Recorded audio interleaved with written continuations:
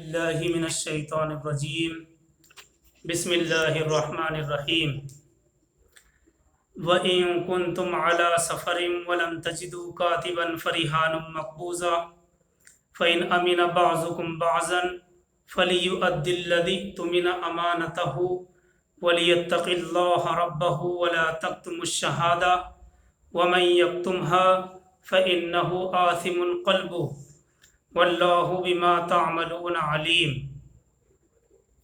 ترجمہ: سورہ بقرہ آیت نمبر 283۔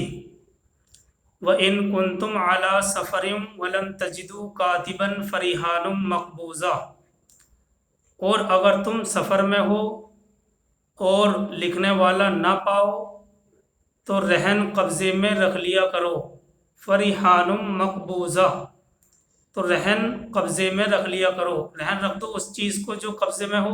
لفظی ترجمہ تو ایسا ہوگا، اس لیے ہم کر رہے ہیں کہ اگر تم سفر میں ہو اور لکھنے والا نہ پاؤ تو رہن قبضے میں رکھ لیا کرو۔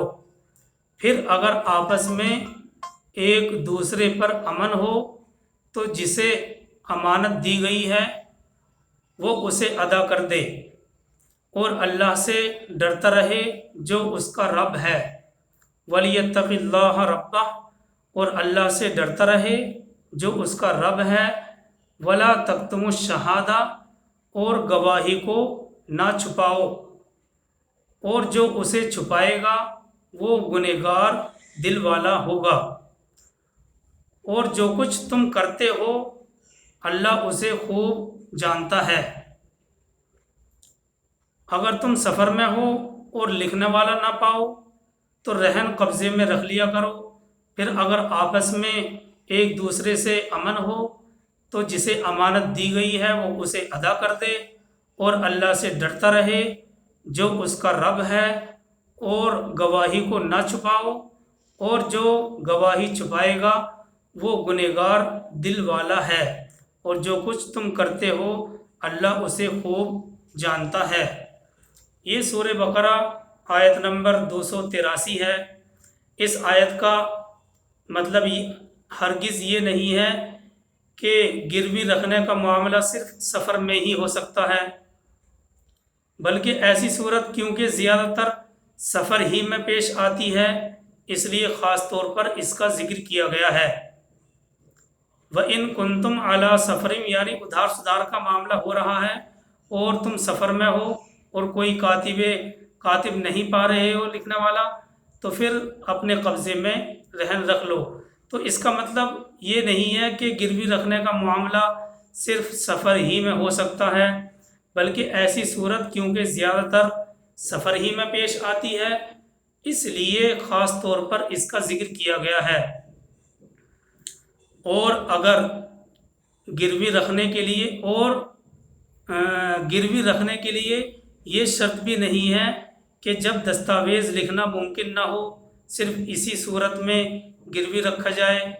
اس کے علاوہ یہ صورت بھی ہوتی ہے کہ جب صرف دستاویز لکھنے پر کوئی قرض دینے کے لیے تیار نہ ہو تو قرض لینے والا اپنی کوئی چیز گروی رکھ کر روپیہ لے لے۔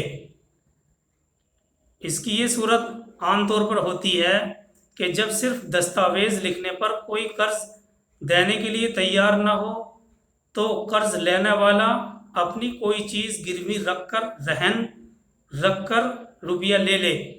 لیکن قرآن مجید کیونکہ اپنی اطاعت کرنے والوں کو فیاضی اور سخاوت کا حکم دیتا ہے، اور یہ بات بلند اخلاق کے خلاف ہے کہ کوئی شخص مالدار ہو اور وہ ایک ضرورت مند آدمی کو کوئی چیز گروی رکھے بغیر قرض نہ دے، اس لیے قرآن کریم نے اس صورت کا ذکر نہیں کیا ہے۔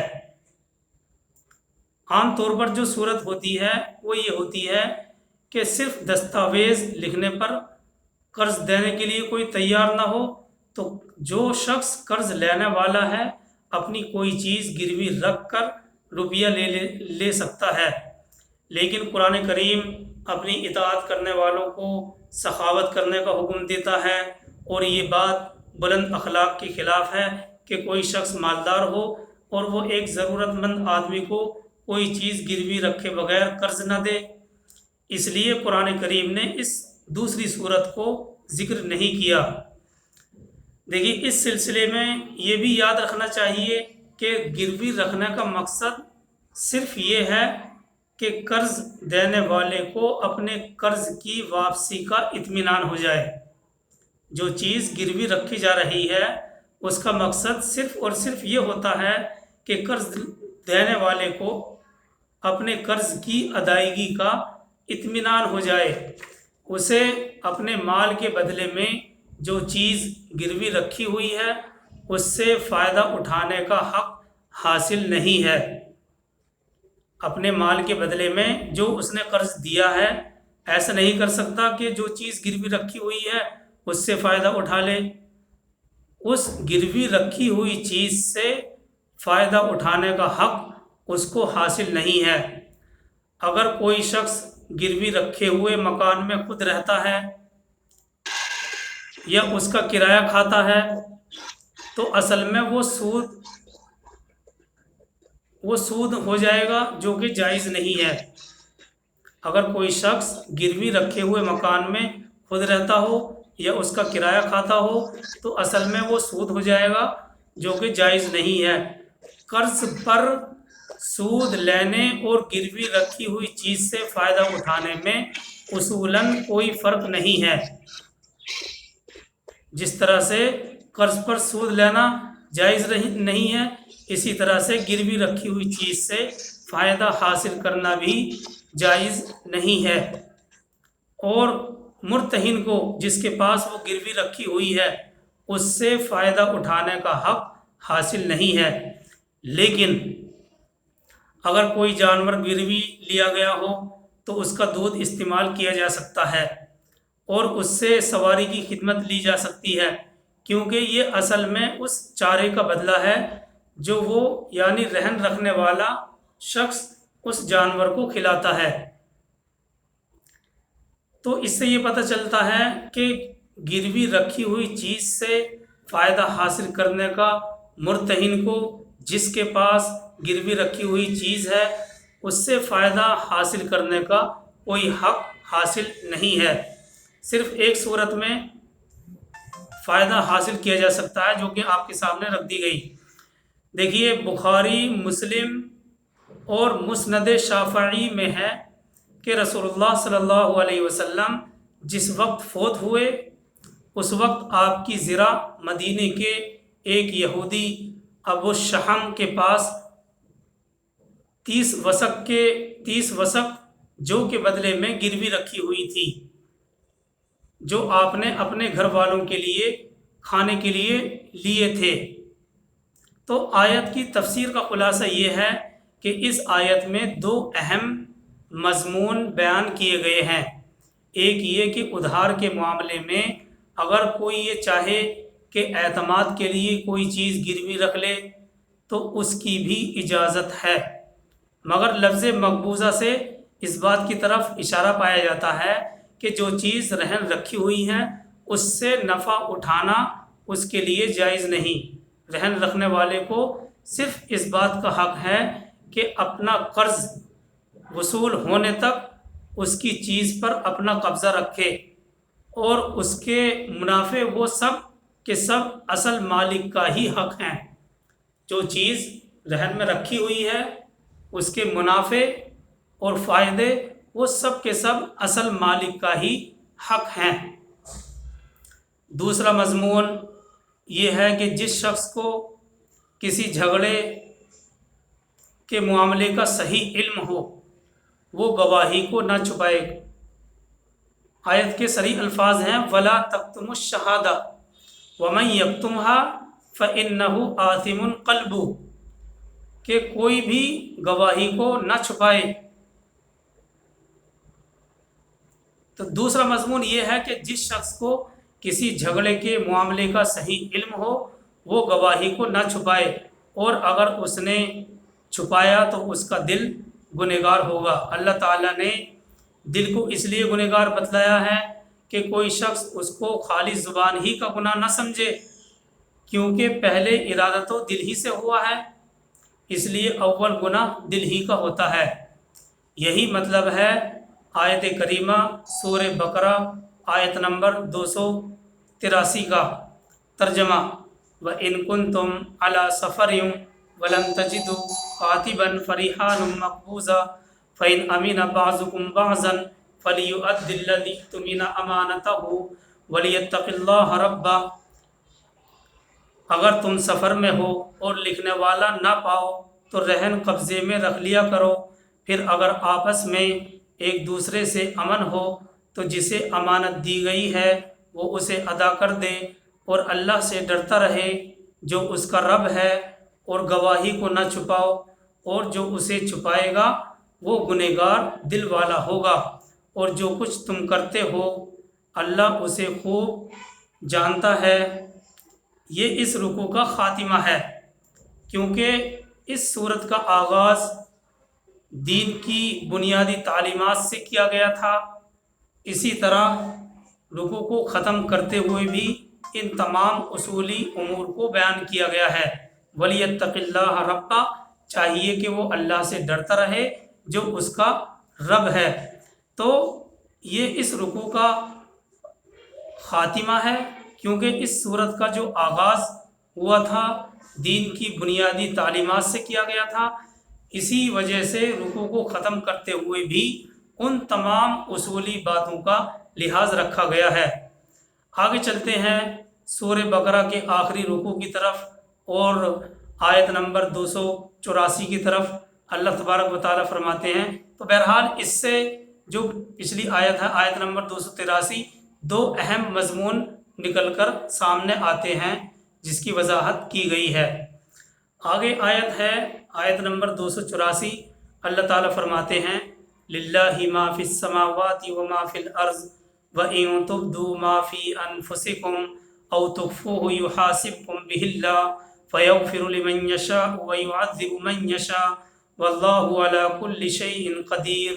ترجمہ، اللہ ہی کا ہے جو کچھ کہ زمین اور آسمانوں میں ہے، اور اگر تم ظاہر کرو گے اپنے دل کی بات یا چھپاؤ گے حساب لے گا اس کا تم سے اللہ۔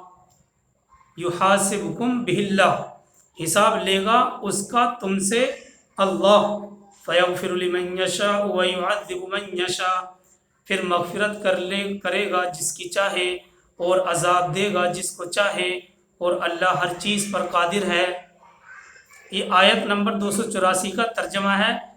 اس تفسیر کا خلاصہ آیت کا یہ ہے کہ یہ آیت ایک حیثیت سے پچھلی شہادت والی آیت کو مکمل کر رہی ہے، جس میں انسان کو آگاہ کیا گیا ہے کہ گواہی کا چھپانا جائز نہیں ہے۔ اگر ہم نے معاملے کو جانتے ہوئے چھپایا تو رب علیم و خبیر ہم سے اس بات کا حساب لے گا۔ حضرت ابن عباس، اکرمہ، شعبی اور مجاہد سے یہی تفسیر منقول ہے جو آپ کے سامنے کی گئی ہے۔ اور آیت کے اندر عمومی الفاظ کے اعتبار سے یہ آیت عام ہے اور تمام اعتقاد، عبادات اور معاملات کو بھی شامل ہے۔ اب آیت کریمہ کا مطلب یہ ہے کہ اللہ سبحانہ و تعالی اپنی مخلوق کے تمام اعمال کا محاسبہ فرمائیں گے، وہ عمل بھی جس کو وہ کر گزرے ہیں اور وہ بھی جس کا دل سے پختہ ارادہ کر لیا اور اس کو دل میں چھپا کر رکھا مگر عمل کی نوبت نہیں آئی۔ جیسا کہ صحیح بخاری اور مسلم میں حضرت ابن عمر رضی اللہ تعالیٰ عنہ سے روایت منقول ہے کہ میں نے رسول اللہ صلی اللہ علیہ وسلم سے سنا ہے کہ مومن قیامت کے دن اپنے رب کے قریب کیا جائے گا، یہاں تک کہ اللہ تعالیٰ اس کے ایک ایک گناہ کو یاد دلائیں گے اور سوال کریں گے کہ تو جانتا ہے کہ تو نے یہ گناہ کیا تھا؟ مومن بندہ اقرار کرے گا۔ حق تعالیٰ سبحانہ و تعالیٰ فرمائیں گے کہ میں نے دنیا میں بھی تیری پردہ پوشی کی اور تیرا گناہ لوگوں کو ظاہر نہیں ہونے دیا، اور آج میں تجھ کو بھی معاف کرتا ہوں، اور حسنات کا اعمال نامہ اس کو دے دیا جائے گا۔ لیکن کفار اور منافقین کی گناہوں کو عام مجمع میں بیان کیا جائے گا۔ تو یہی وجہ ہے، یہ آیت بخاری اور مسلم میں ہے، پھر سے سن لیجئے۔ حضرت ابن عمر رضی اللہ تعالیٰ عنہ سے منقول ہے کہ میں نے رسول اللہ صلی اللہ علیہ وسلم سے یہ فرماتے ہوئے سنا ہے کہ مومن قیامت کے دن اپنے رب کے قریب کیا جائے گا، یہاں تک کہ اللہ تعالیٰ ایک ایک گناہ کو یاد دلائیں گے اور سوال کریں گے کہ تو جانتا ہے کہ تو نے یہ گناہ کیا تھا؟ مومن بندہ اقرار کرے گا۔ حق سبحانہ و تعالیٰ فرمائیں گے میں نے دنیا میں بھی تیری پردہ پوشی کی اور تیرا گناہ لوگوں کے سامنے ظاہر نہیں ہونے دیا، اور میں آج تجھ کو معاف کرتا ہوں۔ اور اللہ تبارک و تعالیٰ حسنات کا، نیکیوں کا اعمال نامہ اس کو دے دیں گے، لیکن کفار اور منافقین کی گناہوں کو عام مجمع میں بیان کیا جائے گا۔ تو دیکھیے اس حدیث سے ہمیں یہ بات بھی معلوم ہوتی ہے کہ اگر کوئی گناہ ہو جائے، گناہ سے بچنے کی کوشش کرنی ہے، لیکن انسان کے مادے کے اندر گناہ رکھا گیا ہے، اگر گناہ ہو جائے تو لوگوں میں اس کا افشا نہ کرے، لوگوں کو اس کے بارے میں نہ بتلائے، وہ گناہ اپنے اور بندے اللہ کے درمیان رکھے، اس گناہ کو صرف توبہ اور استغفار کرتا رہے اور اپنے اور اللہ کے درمیان رکھے۔ اللہ تعالیٰ کئی روایتوں کے اندر یہ بھی فرماتے ہیں کہ میں نے پردہ پوشی کی تھی، اس نے افشا کر دیا، اس نے ظاہر کر دیا، تو اس گناہ کو اپنے اور اللہ کے درمیان رکھے، استغفار کرتا رہے، اللہ تبارک و تعالیٰ معاف کرنے والے ہیں۔ تو اور ایک حدیث میں ہے، اس آیت سے متعلق ایک حدیث میں ہے، اللہ تعالیٰ قیامت کے دن فرمائے گا یہ وہ دن ہے جس میں پوشیدہ چیزوں کا جائزہ لیا جائے گا اور دلوں کے پوشیدہ راز کھولے جائیں گے، اور یہ کہ میرے اعمال لکھنے والے فرشتوں نے تو تمہارے صرف وہ اعمال لکھے ہیں جو ظاہر کیے تھے، جو ظاہر تھے، جو کھلے ہوئے تھے، اور میں تو ان چیزوں کو بھی جانتا ہوں جن پر فرشتوں کو اطلاع بھی نہیں، اور نہ وہ چیزیں انہوں نے تمہارے اعمال نامے میں لکھی ہیں، اور اب وہ میں تمہیں سب بتلاتا ہوں اور ان کا حساب لیتا ہوں۔ پھر جس کو چاہوں گا بخش دوں گا اور جس کو چاہوں گا عذاب دوں گا، پھر مومنین کو معاف کر دیا جائے گا اور کفار کو عذاب کے اندر مبتلا کر دیا جائے گا۔ دیکھیے یہاں پر ایک شبہ یہ ہو سکتا ہے کہ ایک حدیث میں رسول اللہ صلی اللہ علیہ وسلم نے ارشاد فرمایا، دیکھیے قرآن کے الفاظ تو یہ ہیں کہ جو چیز ظاہر ہے اور جو چیز دل میں چھپی ہوئی ہے، قیامت کے دن اللہ تبارک و تعالیٰ اس کا بھی حساب لیں گے۔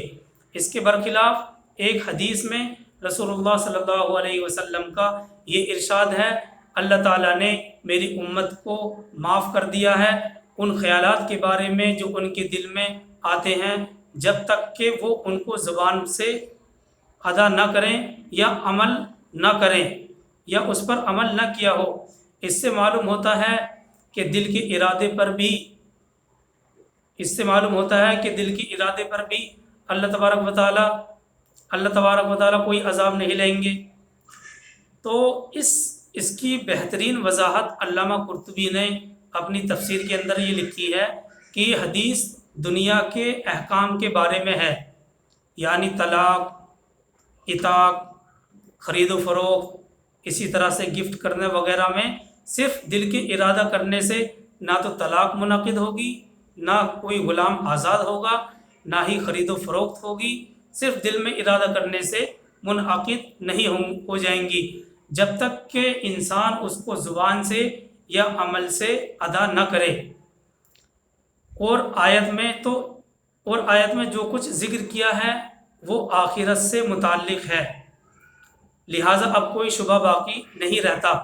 لیکن اس کا ایک جواب تو یہ ہے، اور دوسرے فقہا حضرات نے اس کا یہ جواب بھی دیا ہے کہ جس حدیث میں دل کی چھپی ہوئی چیزوں کی معافی کا ذکر کیا گیا ہے، اس سے مراد وہ خیالات ہیں جو انسان کے دل میں بغیر کسی ارادے کے، بغیر کسی قصد کے آ جاتے ہیں۔ غیر اختیاری خیالات کو اس امت کے لیے معاف کر دیے گئے ہیں، غیر اختیاری خیالات کو اس امت کے لیے معاف فرما دیے گئے ہیں، اور اس آیت میں جن خیالات کا ذکر کیا گیا ہے وہ ہیں، ان سے مراد وہ خیالات ہیں جو انسان اپنے دل میں جما لیتا ہے قصدن، جان بوجھ کر، اور اس پر عمل کرنے کی کوشش بھی کرتا رہتا ہے۔ کوئی برائی کا ارادہ دل میں مضبوطی سے کر لیتا ہے اور اس کو عمل میں لانے کی کوشش بھی کرتا رہتا ہے، لیکن اتفاق سے کوئی موقع نہیں ملتا اس کو کرنے کا۔ تو قیامت کے دن ان جیسے خیالات کا بھی اللہ تبارک و تعالی حساب لیں گے۔ پھر اللہ تعالیٰ جس کو چاہیں گے بخش دیں گے اور جس کو چاہیں گے عذاب دیں گے۔ بہرحال یہ آیت یعنی آیت نمبر 284 میں انہی چیزوں کی طرف اشارے پائے جاتے ہیں، انہی چیزوں کو بیان کیا گیا ہے۔ اللہ ہی کی ملکیت ہے جو کچھ آسمانوں اور زمین میں ہے۔ یہ بنیادی مسئلہ ہے، اعتقادی مسئلہ ہے، یعنی جو کچھ آسمانوں اور زمین میں ہے وہ سب کا سب اللہ رب العزت کی ملکیت ہی میں ہے۔ اب انسان کے لیے یہ مناسب نہیں ہے کہ وہ اللہ کی زمین میں رہ رہا ہو اور وہ سر اللہ کے علاوہ کسی اور کے سامنے جھکائے۔ تو یہ بنیادی مسئلہ بھی ہے، اور جو ظاہراً اور دل کے اندر جو خیالات آتے ہیں ان کے بارے میں حساب و کتاب کا بھی ذکر کیا گیا ہے۔ اس لیے دیکھیے اپنے دل کو بھی برے خیالات سے پاک رکھنا چاہیے۔ وہ ارادے جو بغیر کسی ارادے کے، وہ خیالات جو بغیر کسی ارادے کے دل کے اندر آ جاتے ہیں، اللہ تبارک و تعالیٰ ان پر مواخذہ نہیں فرماتے ہیں، لیکن اگر کسی برائی کے کرنے کا پختہ ارادہ ہم نے دل کے اندر کیا ہوا ہے اور اس کو عمل میں لانے کی ہم کوشش بھی کر رہے ہیں، لیکن اتفاق سے وہ کام نہیں ہوا، موقع نہیں لگا، تو اس خیال کے بارے میں بھی اللہ تبارک و تعالی ہم سے قیامت کے دن حساب لیں گے۔ اللہ تعالی ہم سب کو عمل کرنے کی توفیق عطا فرمائے۔ سبحان اللہ و بحمدہ، سبحانک اللہم و بحمدک، ونشہد ان لا الہ الا انت ونستغفرک ونتوب الیک۔